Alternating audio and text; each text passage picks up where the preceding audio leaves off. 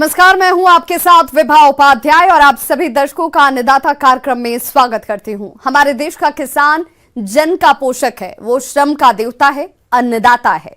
उसमें ही भारत की आत्मा निवास करती है और ऐसे ही किसानों की प्रगति के लिए हम खेती बाड़ी से जुड़ी हुई बहुत सी नई लाभकारी जानकारियां हर रोज सुबह लेकर आते हैं। तो चलिए कार्यक्रम शुरू करने से पहले देखते हैं क्या है आज के अन्नदाता में। तीखी मिर्च ने किसान के जीवन में भरी मिठास।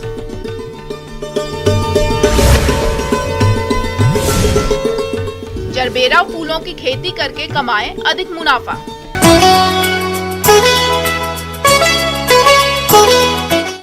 प्रदेश में बहुत से किसान भाई हरी मिर्च की खेती करके अच्छा खासा मुनाफा कमाते हैं। आज हम आपको हिमाचल प्रदेश जिला सोलन के एक ऐसे ही प्रगतिशील किसान जसवंत सिंह से मिला रहे हैं, जो 2 बीघा एरिया में मिर्च की उन्नत खेती करके अच्छा मुनाफा कमा रहे हैं। तो आइए मिलते हैं इन्हीं से और जानते हैं इनके अनुभव को। हम कई सालों से खेती बाड़ी करते हैं, जिनमें भिन्न भिन्न फसलें उगाते हैं। जैसे मिर्च होगी, तीखी मिर्च होगी, शिमला मिर्च होगी और गोभी होगी, टमाटर हो गए। और हमने जैसे तीखी मिर्च लगाई है तो हमने 2 बीघा में 5000 पौधा लगाया है। ये मैंने 1053 लगाई है जी, मिर्च 1053 है। और इसमें पहले हमने गुड़ाई की, फिर हमने पौध लगाई, पौध अपने आप तैयार की है। हमने जुलाई महीने में लगाया था। हमने इसके बेड भी बनाए और इसकी दूरी रखी मिर्च की, जैसे एक दूसरे पौधे के लिए 1 फुट का फासला रखा हुआ है। लाइन की लाइन से दूरी 2 फुट की रखी हुई है, ताकि चलने के लिए जैसे हम स्प्रे वगैरह करते हैं उसके चलने के लिए दिक्कत नहीं आए। और फिर हम इसकी खाद वगैरह डालते हैं। गोबर की खाद होगी, दूसरी खाद होगी, नाइट्रोजन वगैरह होगी। यह किसान भाई मिर्च की रोपाई के समय प्रति पौधा गोबर की सड़ी खाद आधा किलोग्राम प्रयोग किए हैं और 15 से 20 दिन की खड़ी फसल में 45 से 50 किलोग्राम यूरिया पौधों की जड़ों के पास प्रयोग किए हैं और 40 दिन की फसल में 20 से 25 किलोग्राम यूरिया जड़ों के पास दिए। इसके बाद जब फल लग जाते हैं तब 20 दिन के अंतराल पर NPK 12-32-16 की 60 किलोग्राम मात्रा 2 बार जड़ों के पास ही प्रयोग किए, जिससे पौधे में अधिक मात्रा में फल आते हैं और फलों में अच्छी चमक भी आती है। पानी की सिंचाई के लिए हमने टैंक बनाया हुआ है यहाँ, और पाइप के द्वारा ड्रिप का सिस्टम करते हैं यहाँ। जब हम पौधा बड़ा होता है तो हमारे को इसको बांधने के लिए रस्सी का प्रयोग करना पड़ता है, क्योंकि ये पौध गिर जाती है हवा से, तूफान से, क्योंकि इसकी पैदावार काफ़ी ऊंचाई वाली है। स्प्रे का तो सर ऐसा है हमारा, इसमें 15 दिन बाद हमारे को स्प्रे करनी पड़ती है। जैसे बारिश होगी तो बारिश के 3 दिन बाद स्प्रे करनी पड़ती है। किसान भाइयों, मिर्च की फसल में रस चूसक कीटों का प्रकोप काफी देखने में आता है। यह कीट पौधे के कोमल भागों से रस को चूसते हैं, जिस कारण पौधे की पत्तियां टेढ़ी मेढ़ी हो जाती है और पौधे की बढ़वार रुक जाती है, जिससे आगे चलकर किसानों को कम उपज मिलती है। तो इस तरह के नुकसान से बचने के लिए आप फसल में येलो ट्रैप का प्रयोग करें, और इन किसान भाइयों ने भी इसका प्रयोग किया है। येलो ट्रैप भी लगाए हुए हैं। जैसे मक्खी बैठती है, मक्खी के लिए रात को जैसे मक्खी बैठेगी इसमें चिपक जाएगी। हम इसमें मूव का प्रयोग करते हैं इसके ऊपर, येलो ट्रैप के ऊपर। तो इसमें हमने येलो ट्रैप वगैरह लगा रखे, इसलिए भी हमारी फसल को इससे नुकसान ना हो, इसका भी इस्तेमाल करना चाहिए। इसके अलावा आप नीम तेल 5 मिलीलीटर प्रति लीटर पानी में घोलकर फसल पर छिड़काव कर दें।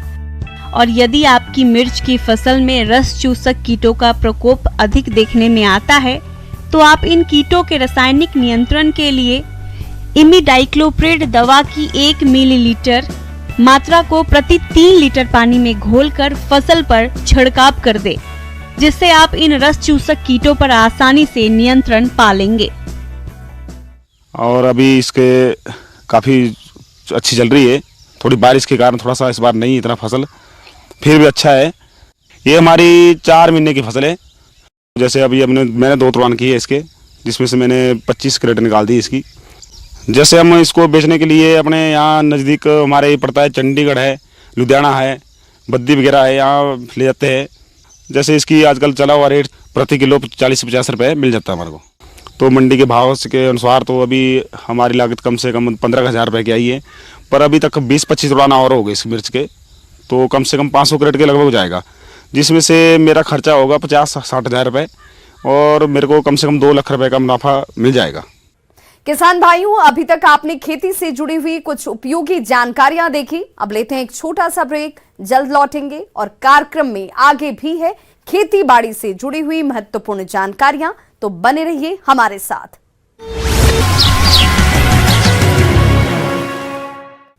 ब्रेक के बाद एक बार सभी दर्शकों का एक बार फिर से अन्नदाता में स्वागत है। चलिए रुक करते हैं अगली कड़ी की ओर।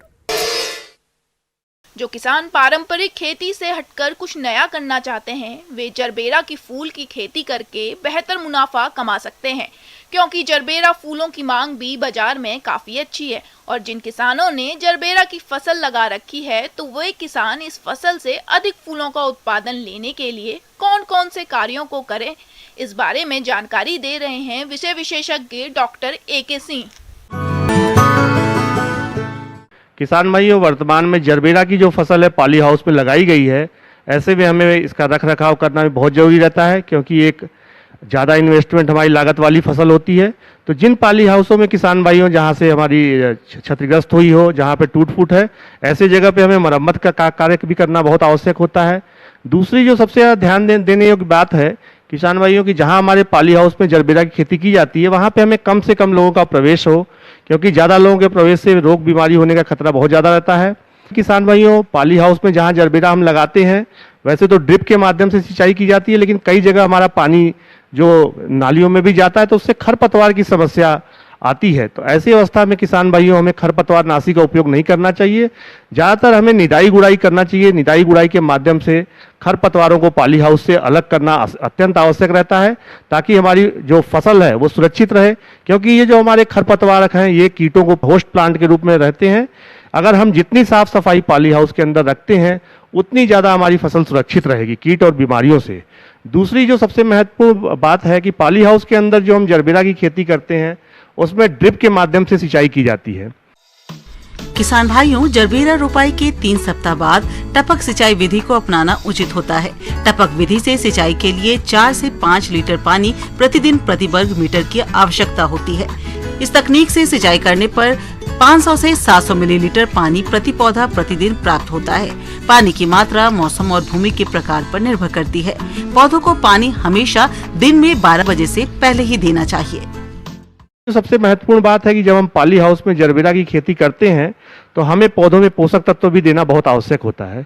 तो किसान भाइयों, पोषक तत्व की उपलब्धता सुनिश्चित करने के लिए पानी में घुलनशील उर्वरक, जो कि हमारे NPK अलग अलग ग्रेड के आते हैं, जिसमें NPK 19-19-19 है, 17-44-0 है, 12-0-45 है, 19-0-45 है, 0-52-34 है। ये अलग अलग ग्रेड के जो हमारे पानी में घुलनशील उर्वरक हैं, इनको एक एक सप्ताह के अंतराल पे 2 किलो मात्रा, शुरुआत हमें 19-19-19 से करनी है, 2 किलो मात्रा 200 लीटर पानी में घोल के और वेंचुरी के माध्यम से देना चाहिए, जिससे हमारे पौधों में पोषक तत्व की उपलब्धता सुनिश्चित हो सके।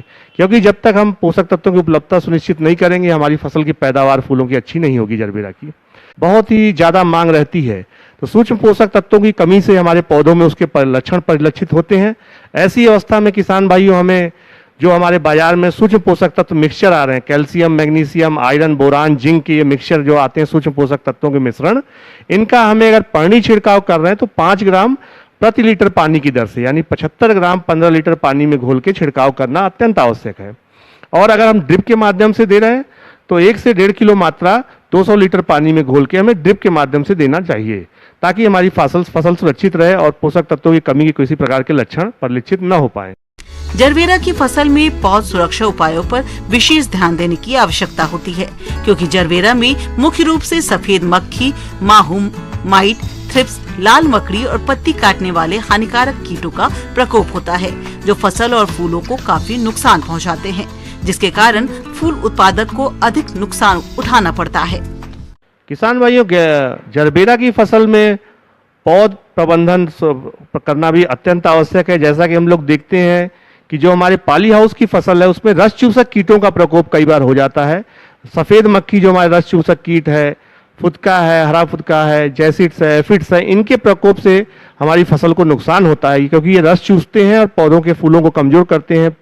तो इससे हम सुरक्षित करने के लिए किसान भाइयों, हमें दैहिक कीटनाशक आते हैं, इमीडाक्लोप्रिड दवा आती है 17.8% SL। इस दवा का किसान भाइयों 80 ml प्रति एकड़ के हिसाब से, यानी 8 ml दवा 15 लीटर पानी में घोल के छिड़काव करना चाहिए। किसान भाइयों, वर्तमान में देखा गया है कि जो जरबेरा की फसल है, इसमें मिल्ड्यू रोग का दहिया रोग का प्रकोप देखा जा रहा है, जिससे हमारे पौधों पे पाउडर नुमा बनता है और पत्तियां सूख जाती हैं। ऐसी अवस्था में किसान भाइयों इस रोग का नियंत्रण करना अत्यंत आवश्यक है।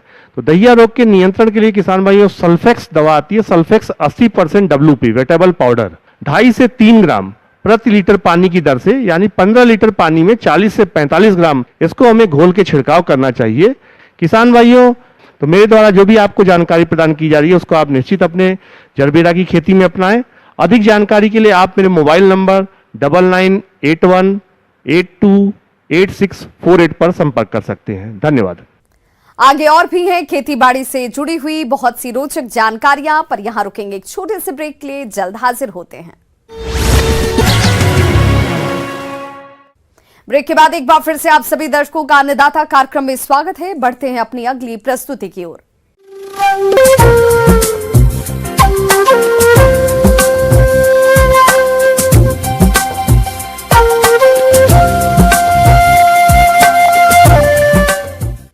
मौसम के अनुसार प्रबंधनों पर ही टिकी है आपकी खेतीबाड़ी, और इसलिए मौसम पूर्वानुमान और उस पर आधारित साप्ताहिक कृषि सलाह इस प्रकार है।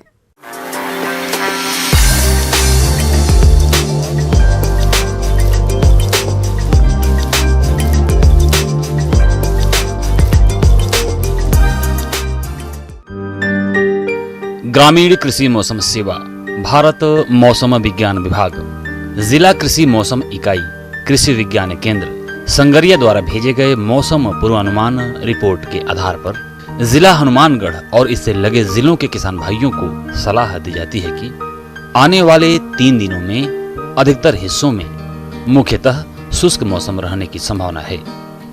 12 और 13 सितंबर को कहीं कहीं मेघ गर्जन या छिटपुट बारिश संभावित है।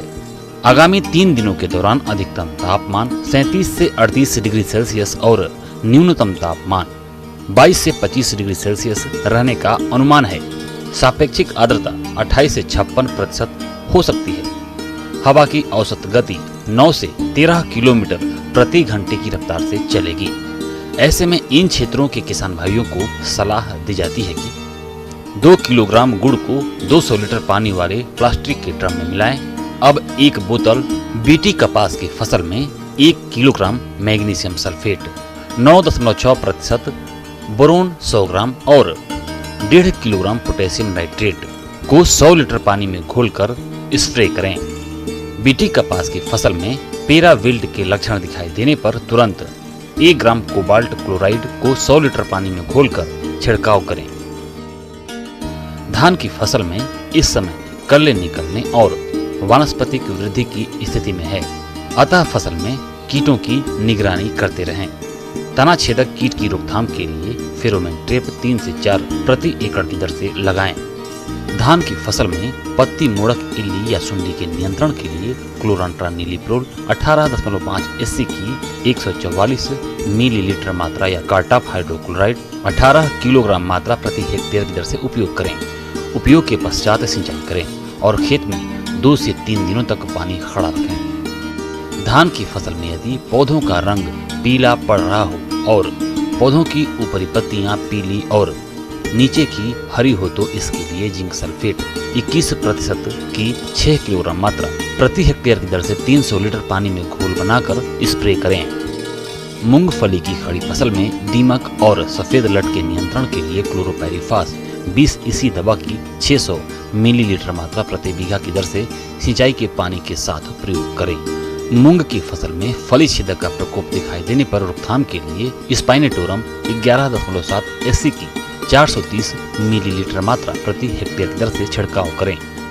इस मौसम के अनुसार किसानों को सलाह है कि यदि टमाटर, मिर्च, बैंगन, फूल गोभी और पत्ता गोभी की पौध तैयार है तो रोपाई मेड़ों पर करें। किसान भाई इस समय मूली के लिए सिफारिश किस्मों जैसे समर लॉन्ग, लौंग चेतकी, पालक की आल ग्रीन किस्म की बुआई करें। बैंगन की फसल में फल छेदक की रोकथाम के लिए खराब फलों को तोड़कर मिट्टी में दबा दें। प्रकोप अधिक होने पर क्लोरांट्रानिलिप्रोल 18.5 SC की 80 मिलीलीटर मात्रा या इमामेक्टिन बेंजोएट 5 SC की 80 ग्राम मात्रा 100 से 125 लीटर पानी में घोल बनाकर छिड़काव करें। किसान भाई वर्षाकालीन प्याज की पौध की रोपाई कर सकते हैं। पशुओं में LSD के विषाणु जनित रोग कारण इसका प्रभावी उपचार उपलब्ध नहीं है। पशु शरीर की रोग प्रतिरोधक क्षमता बढ़ाकर पशुओं को बीमारी से लड़ने के लिए तैयार करें, जिसके लिए बताए जा रहे उपायों को अपनाएं। 100 ग्राम अश्वगंधा की जड़ का पाउडर, 100 ग्राम हल्दी पाउडर, 100 ग्राम आंवला पाउडर, 100 ग्राम काली जीरी एवं 100 ग्राम सूखी तुलसी की पत्तियां मिलाकर रख लें एवं 50-50 ग्राम रोजाना सुबह शाम गुड़ या बाजरी के आटे के साथ मिलाकर 5 से 7 दिन तक पशुओं को खिलाएं। पशुओं के बाड़े में मक्खी मच्छर की रोकथाम के लिए गोबर के कंडे, नीम की सूखी पत्तियां एवं कपूर के साथ सुबह शाम धुआं करें।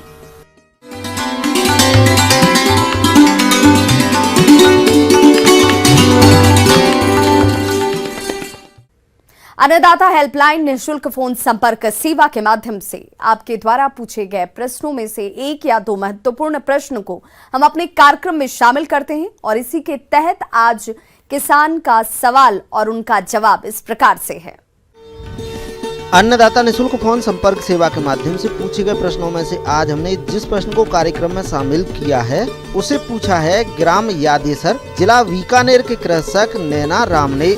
आप बांस की खेती के बारे में संपूर्ण जानकारी चाहते हैं तो नैना राम जी, आपकी जानकारी के लिए प्रस्तुत है कार्यक्रम का ये अंश।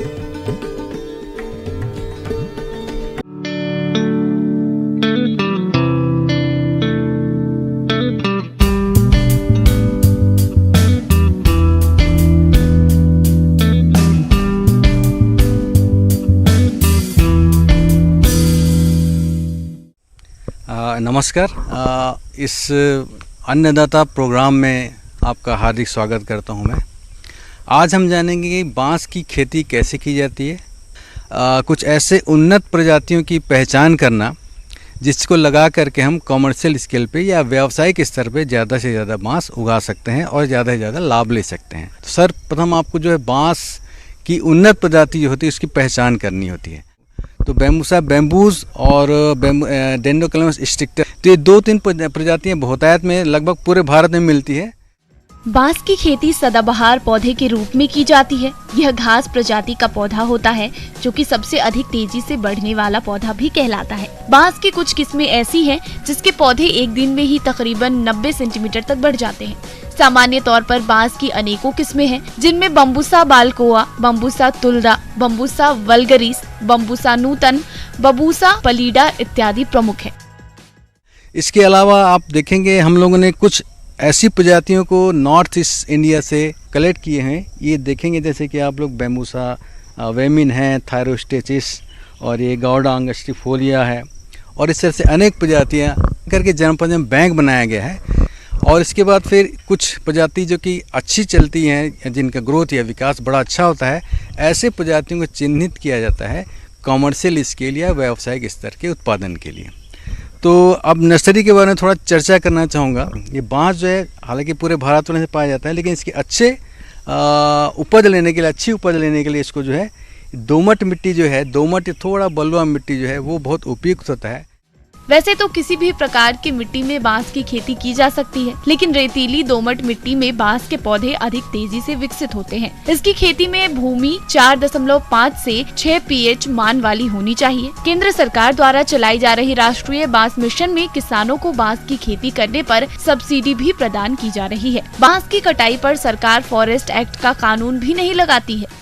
ग्रामीण भाई ये कर सकते हैं कि पहले खेत का पूरा ट्रीटमेंट किया जाए, किसी तरह से खेत को हल चला करके या फिर जैसे भी सुविधा उपलब्ध होती है आपकी, वैसे करके पूरा लैंड को प्लेन कर लिया जाता है। बांस के बीजों की रोपाई पौधे के रूप में की जाती है। इसके लिए नर्सरी में बीजों को तैयार कर लिया जाता है। नर्सरी में पौधे तैयार करने के लिए 12 गुना 15 मीटर पर क्यारियों को तैयार कर लिया जाता है, या इसे आप पॉली बैग में भी तैयार कर सकते हैं। इसके बाद बांस की प्रजाति को कितने दूरी पे लगाया जाए, तो इसकी ये डिपेंड करता है कि आपकी प्रजाति कौन सी है। कुछ बांस की प्रजाति बहुत ज़्यादा ग्रोथ वाली होती है, बहुत उसका जो है डायमीटर बहुत ज़्यादा होता है, तो ऐसे प्रजाति में डिस्टेंस जो है प्लांट टू प्लांट हम लोग 6 to 6 मीटर रखते हैं। अदरवाइज ज़्यादातर प्रजातियों में 4x4 या 5x5 स्पेसिंग का हम इसमें प्लांटेशन करते हैं। इसको लगाने का सीज़न ये होता है, बरसात का सीज़न जो है सबसे अच्छा होता है। पहले आप अपने खेत की तैयारी कर लें और उसमें जो है गड्ढा, या आपको 4x4 मीटर पे स्पेसिंग पे करना है, 5x5 मीटर या 6x6 metre, species to species vary करता है। और इस तरह से गड्ढे करके हम बैम्बू के पौधे को रोपित करते हैं प्रति हेक्टेयर 400 या 500 या 625। तो इस तरह रोपित करने के बाद हम कुछ दिनों तक इसको, चूँकि बरसात का दिन होता है तो इसमें किसी तरह इरिगेशन की ज़रूरत नहीं होती, लेकिन जैसे ही बरसात ख़त्म होती है इसके बाद कम से कम सितंबर या अक्टूबर के महीने में कम से कम 5 या 10 टन प्रति एकड़ जो है बांस फर्टिलाइजर है, NPK फर्टिलाइजर, वो उसमें पूरी तरह से यूनिफॉर्मली अप्लाइड कर देते हैं हम, है ना।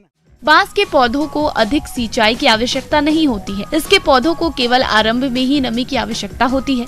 कम वर्षा वाले क्षेत्र या शुष्क क्षेत्रों में भी मल्चिंग मिट्टी पानी को वाष्पीकृत होने से रोकती है। मिट्टी में नमी बनाए रखने के लिए सूखे कार्बनिक पदार्थों या सूखे पत्तों को गीला कर घास की तरह पौधे के चारों ओर फैला दिया जाता है, जिससे अंकुरों को जन्म लेने में आसानी होती है। बांस के पौधों को खरपतवार से बचाना होता है, क्योंकि खरपतवार बांस की वृद्धि को पूरी तरह से रोक देता है। इसके लिए समय समय पर पौधों के पास खरपतवार दिखाई देने पर निराई गुड़ाई कर खरपतवार को निकाल दें। नमी इसमें भरपूर रहना चाहिए। जैसे कि एक बांस जो है घास कुल का प्रजाति होता है, तो इसमें जितना ज़्यादा मॉइस्चर देंगे या नमी देंगे या पानी देंगे तो ये प्रजाति जो है बांस का उतना ही ज़्यादा वृद्धि करता है। तो ये जो हम बांस लगाते हैं इसका जो एक्चुअल में हार्वेस्टिंग एज जो होता है वो लगाने के कम से कम 4 या 5 साल बाद होता है। 4 या 5 साल के बाद आपको बांस जो है रियल टर्म्स में रिटर्न देता है या उपज देता है। और इसको लगाने का जो खर्चा है ये प्रति एकड़ कम से कम 45,000 के आसपास इसका कॉस्ट पड़ता है प्रति एकड़। और इसको जो यदि पोल बेचने जाएँ हम, तो पोल का कॉस्ट जो है कम से कम 60 या 70 रुपये या 80 रुपये प्रति पोल बिकता है यहाँ पर। और इसके बाद टोटल रिटर्न जो इससे यदि आप कैलकुलेट करेंगे पूरी तरह तो कम से कम 2,80,000 के आसपास प्रति हेक्टेयर आपको इसकी उपज मिलती है। तो इस तरह से शुद्ध मुनाफा जो है करीब 2,20,000 के आसपास प्रति हेक्टेयर पड़ता है। इसके अलावा इसमें आय में वृद्धि करने के लिए हम जो है बांस के बीच में हम एग्रो फॉरेस्ट्री करते हैं तो उसके तहत कुछ प्रजाति चिन्हित हैं जो कि यानी कि जो छांव बर्दाश्त कर सकता है। ऐसे प्रजाति अगर अदर एग्रीकल्चर क्रॉप लगाते हैं इसमें भी आपका कम से कम 70 या 80,000 रुपये एडिशनल इनकम मिलता है। कंटिन्यूअस जो है वो रेगुलर इनकम मिलता रहेगा, क्योंकि बांस का प्रजाति ऐसा होता है जो कि एक बार लगाने के बाद नष्ट नहीं होता है। ये लगातार रिसाइकलिंग मोड में चलता है और कई साल तक आपको इससे उपज मिलती रहती है। क्योंकि ज़्यादातर कृषक बंधु जो हैं यहाँ पर वो वैल्यू एडेड प्रोडक्ट से जुड़े हुए हैं। किस तरह से बांस से टोकरी बनाना है या अगरबत्ती की सीख बनाना है या अलग अलग जो प्रोडक्ट बनते हैं बांस के, उससे जुड़े हुए हैं। तो यदि बांस किसी दूसरे के खेत से खरीदने जाते हैं तो उनको कम से कम 50 से 60 रुपये 70 रुपये प्रति बांस पड़ता है। इससे उनका कॉस्ट जो है वो बहुत बढ़ जाता है। अदरवाइज़ क्या है, उनके पास यदि खुद का रिसोर्स होगा तो अपना खुद का बांस से अपना वैल्यू एडेड प्रोडक्ट खुद बना सकते हैं और उसको मार्केट में।